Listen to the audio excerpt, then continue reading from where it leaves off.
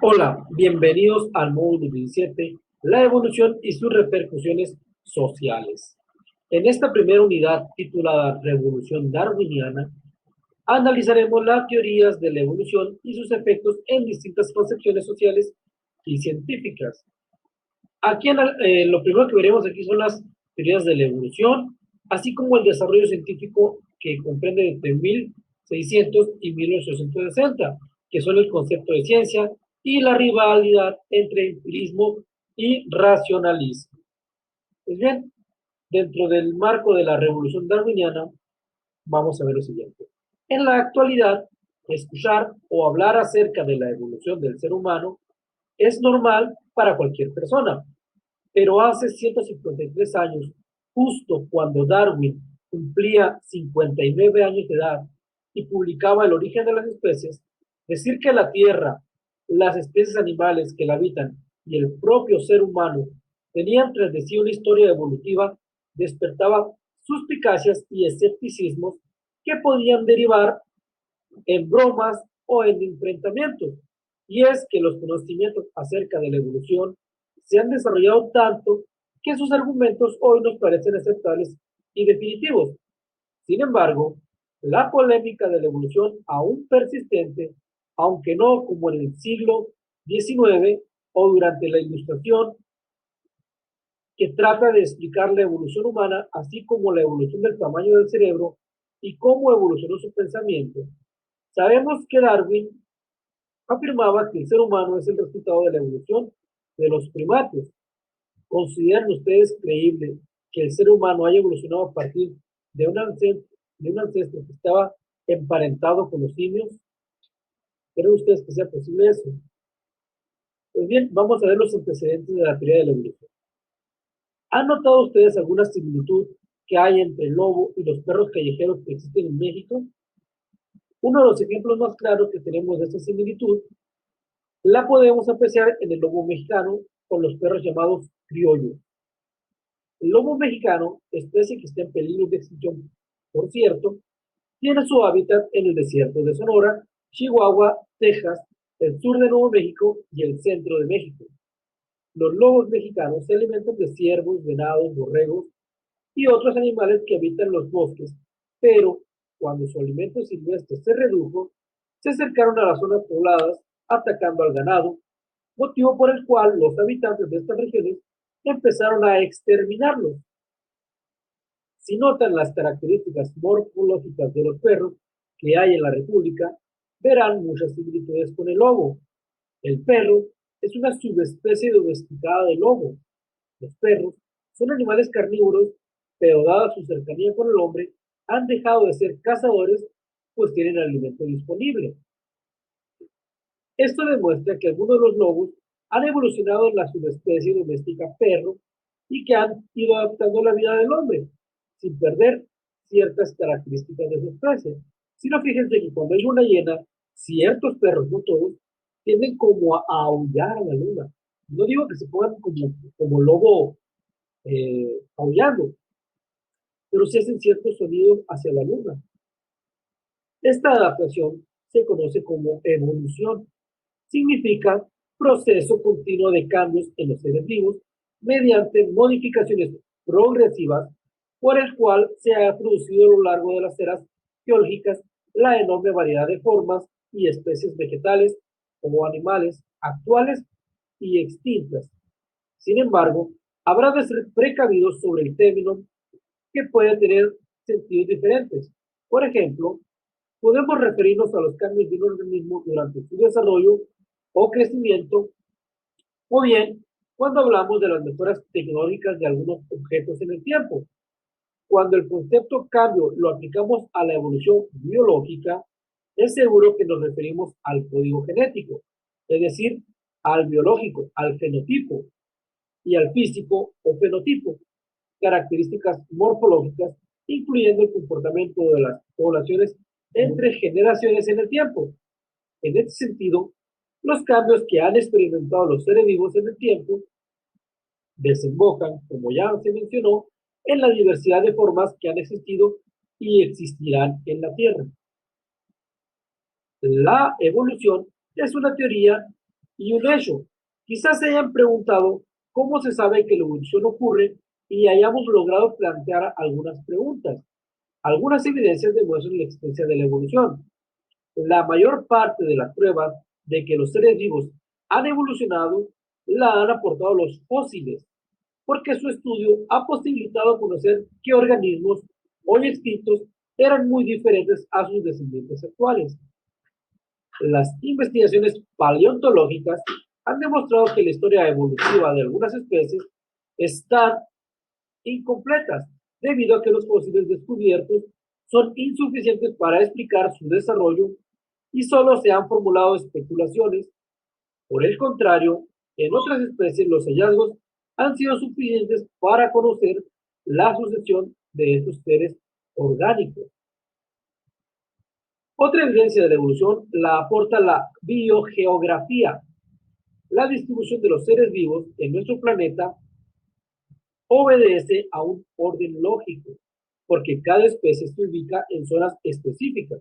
Por ejemplo, no es circunstancial encontrar osos polares en el polo norte y pingüinos en el polo sur. Situaciones de este tipo no es posible explicarlas solo por la capacidad de dispersión de los organismos, ni tampoco por los cambios en las condiciones climáticas y fisiológicas que han transformado la Tierra en el transcurso de su historia, sino que se debe también tomar en cuenta la capacidad de los organismos para adaptarse a las condiciones que imperan en su medio ambiente, lo que se explica por la teoría de la evolución. La Tierra, al igual que la vida, ha evolucionado y lo sigue haciendo en el tiempo y en el espacio. Un ejemplo significativo es el movimiento de los continentes, los cuales se han transformado en el curso de cientos de millones de años, partiendo de una sola acumulación de tierra denominada Pangea. Esos movimientos de los continentes se han explicado por la teoría de la deriva continental, planteada y comprobada por 66 y de tectónica de placas, postulada en la década de 1970 por diversos investigadores. Ese movimiento de continentes afectó la biodiversidad de las porciones de tierra, ya que necesariamente hubo cambios climáticos de tiempo, de lugar, por lo que los organismos fueron evolucionando hasta adaptarse y supervivir en sus nuevos hábitats. La homología, si analizamos la anatomía de grupos de organismos diferentes, encontraremos similitudes en sus estructuras o en sus patrones de desarrollo. ¿Sabían que el ala de un murciélago, la aleta de un delfín y nuestras manos están conformadas por el mismo número de huesos y que una disposición similar, pero su forma y tamaño son diferentes? A esta similitud se le conoce como estructuras homólogas, cuyos planos de desarrollo son comunes y reflejan un origen común. Las homologías las podemos encontrar en nuestra información genética. En el ADN de todos los seres vivos hay similitudes, lo cual indica que toda vida en la Tierra, extinguida y presente, tuvo un origen común. El ADN o ácido desoxirribonucleico es una proteína compleja que se encuentra en el núcleo de las células y es el principal constituyente del material genético de los seres vivos. Es un tipo de ácido nucleico, una macromolécula que forma parte de todas las células. Contiene información genética utilizada en el desarrollo y el funcionamiento de los organismos vivos conocidos y algunos virus, y es responsable de su transmisión hereditaria. El recón es el segmento más pequeño de ADN, capaz de entrecruzarse o el que puede producir recombinaciones. Es la unidad de recombinación genética, el par de nucleótidos individual de una molécula de ADN. El ARN o ácido ribonucleico es una molécula que dirige las etapas intermedias de la síntesis proteínica. El ADN no puede actuar solo y se vale del ARN para transferir esta información vital durante la síntesis de proteínas, producción de proteínas que necesitan las células para su actividad y su desarrollo. Algunos tipos de ARN regulan la expresión génica, mientras que otros tienen actividad catalítica. El ARN es mucho más versátil que el ADN. La información genética del ADN facilita la síntesis del ARN. El ARN sintetiza las proteínas que se constituyen como los productos de expresión de la información genética, o sea, contienen los genes hereditarios. Las proteínas sintetizadas pueden tener una función estructural, es decir, formarán parte de la estructura de la célula, la membrana plasmática, envoltura nuclear, etc.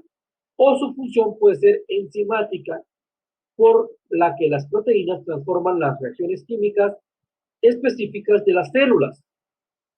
El virus es una estructura biológica muy sencilla que se reproduce en una célula huésped, algo así como el COVID, ¿no? De hecho, el COVID es un virus. El virus está rodeado por una capa de proteínas que envuelve el ácido nucleico y puede ser de ADN o de ARN. El ciclo vital del virus necesita del metabolismo de la célula invadida para poder replicar el material genético, lo que produce un gran número de copias del virus original. Y así existen virus de gripe, de sarampión, de varicela, entre otros. Ahora vamos a ver el concepto de domesticación y selección artificial. Desde tiempos remotos, el ser humano ha domesticado y modificado especies de plantas y animales, en muchos casos por necesidad y en otros por gusto. Por ejemplo, las mascotas.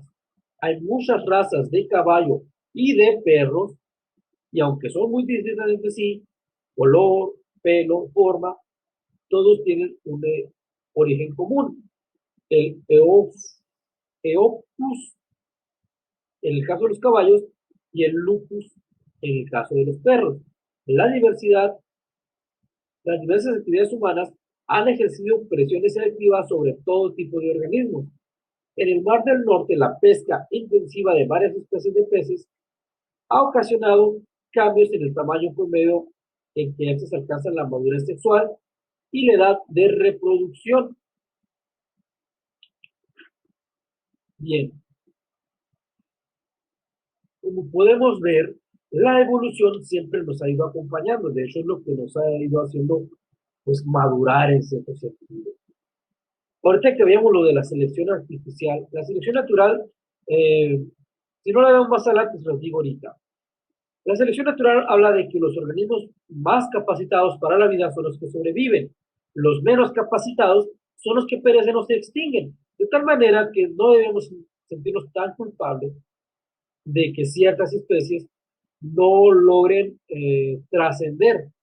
Y no sea porque los matamos nosotros, sino porque simplemente las condiciones ya no les permiten seguir viviendo. Y digo, no porque los matemos nosotros, porque hay algunas especies que sí el humano está directamente relacionado con su extinción. Cuando le damos una cacería desproporcional, o sea, sin medir. Pero cuando vemos que una especie es absorbida por otra especie, pues no deberíamos sentirnos tan culpables, porque a fin de cuentas, esas dos especies ya existían o coexistían de un tiempo atrás. Simplemente llegaron a un punto en el que una de las dos se impuso y terminó con la otra. ¿Qué es lo que les pasó a los dinosaurios? Las condiciones cambiaron y ellos dejaron de ser aptos para la vida de ese planeta cambiante y por eso se extinguieron. Pero bueno, vamos a hablar de la evolución artificial. Aquí quiero mencionar el ejemplo de los pugs. Los pugs, esos perritos chatitos que a algunos les gustan, no son naturales. Los perros no debían tener la nariz tan chata. De hecho, todos los perros de la nariz chata fueron alterados genéticamente. No quiero decir que los metieron en un laboratorio, sino que simplemente fueron cruzando varias o una serie de especies del mismo tipo hasta que les salió la genética así como la deseaban. Los pugs tienen una vida muy corta porque su misma nariz, por su estructura eh, orgánica no les permite vivir mucho tiempo. Y cada bocanada de aire que tragan esos perritos es un sufrimiento atroz. Hagan un ejercicio, tápense la nariz, tápense la nariz y traten de respirar todo un día así. Van a, se van a cansar, los pulmones les van a doler. Es lo mismo que son los perritos pugs. Pero bueno, aparte vamos a ver ahora lo que es la actividad relacionada con este video. La actividad es sencilla. Lo que van a tener que hacer es, le van a prestar una serie de definiciones y por otro lado van a estar los conceptos, van a tener que unirlos. A lo mejor van a tener que escoger de una serie de conceptos que le va a arrojar una tabla de texto para poner el correcto. Es sencillo, las recomendaciones, contesten todo, no dejen sin contestar nada, tómense el tiempo que necesiten, tienen todo el tiempo del mundo, y sin más que agregar, solo me queda desearles suerte y adelante.